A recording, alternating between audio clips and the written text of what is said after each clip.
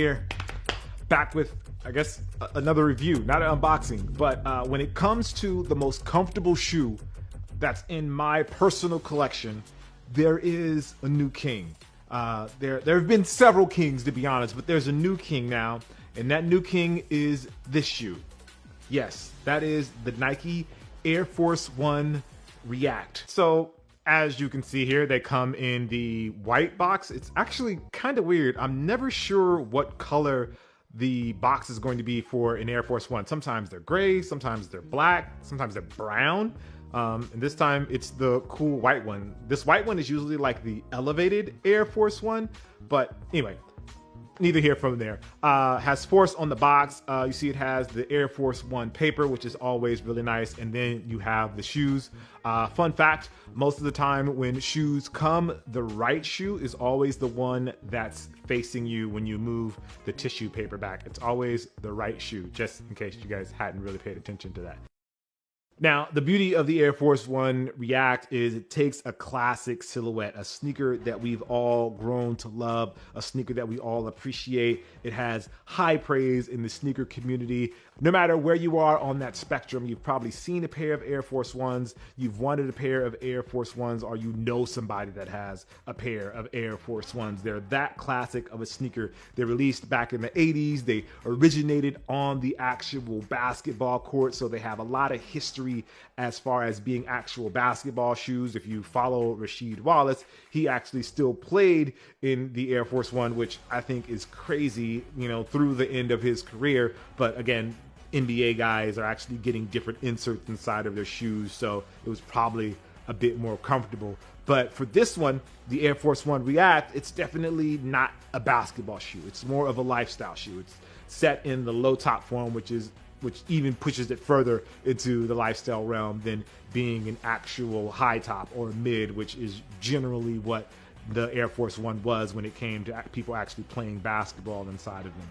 So this one, they're changing the whole construction of the upper. Generally, the Air Force One has leather or some sort of material on the upper, but for this one, they're using some sort of mesh material for the inlays, and then they have like this soft suede, I'm going to say, or suede-ish. You see them using it on the toe box, but then you also see them using it up the eyelets as you go for the laces. These don't necessarily need to be durable because you're not playing basketball in them, so you're not going to be damaging them on the court. Again, this is a lifestyle offering, so you get that lifestyle sort of feel and those sacrifices that come with the lifestyle sneaker because it doesn't need to be super duper durable.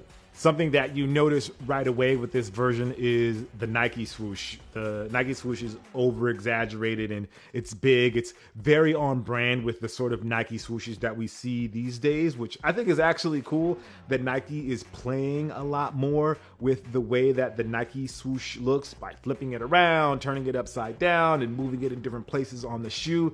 And this is just another example of that. It's Nike breaking free of some of the rules of the swoosh and allowing like those brand guidelines to be broken, which I think offers us a different experience and more varied experience when it comes to the look and feel of the Air Force One. This one in particular, you see, again, it's over exaggerated, it's large, it's reflective. So there's a combination of things that are happening to this shoe that make it feel more modern, make it feel more like the present day as opposed to just a retro of something that we've already seen before. Now moving on to some of the accents of the shoe, you see they have like this reflective changing pattern that they have on the tongue made out of plastic. And they also do that on the heel as well. And it's interesting, the way that the pattern changes, it's up and down as opposed to left and right. So it's like that changing of even the way that the reflection shows air or it shows react is a bit of a signal, I think a design decision to let you know that this is something different than your normal Air Force One. It's a step above your normal Air Force One. The way this shoe is constructed as far as the midsole goes is totally different from your normal Air Force One. It actually reminds me of the John Elliott Air Force One that has the drop-in midsole as well. So these have the drop-in midsole, but then they also have like the rubber cup sole, so it feels like the original. It's always an interesting balance for Nike when they're creating something new like this. Do they stay true to the original completely 100%, or do they update it, or what parts of that original do they need to bring forward so that people recognize the nostalgia part of it, but also add the new technology of today's world, so the comfort level and the style of the shoe is updated till today. So that's always a delicate balance that the designers at Nike and really at any brand have to balance. And I think they did a good job with that, especially when it comes to the outsole. So the Air Force One has an iconic cup outsole, and this outsole is there, and it looks exactly like the one we always imagine and that we always see when it comes to the Air Force One. So shout out to them to keeping it pretty authentic to what we usually see when it comes to the outsole.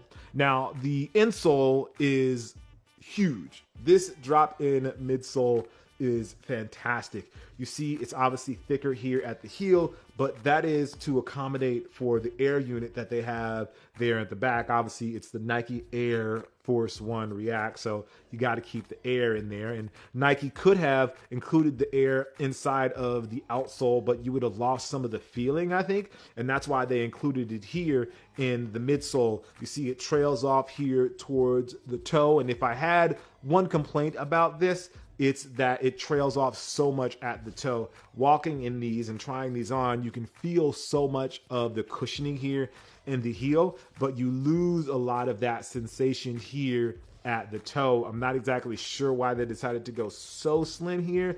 Maybe it's the shape of the shoe, or they wanted to make sure you still had that drop from the heel to the toe, but you can definitely feel that there's less cushioning here at the front. Not that that means it's uncomfortable or anything like that, but you just feel that there's less cushioning here at the front than there is here at the rear. Anyway, as always, guys, thank you for watching. Make sure you like, favorite, and subscribe. I'll see you guys soon. Peace.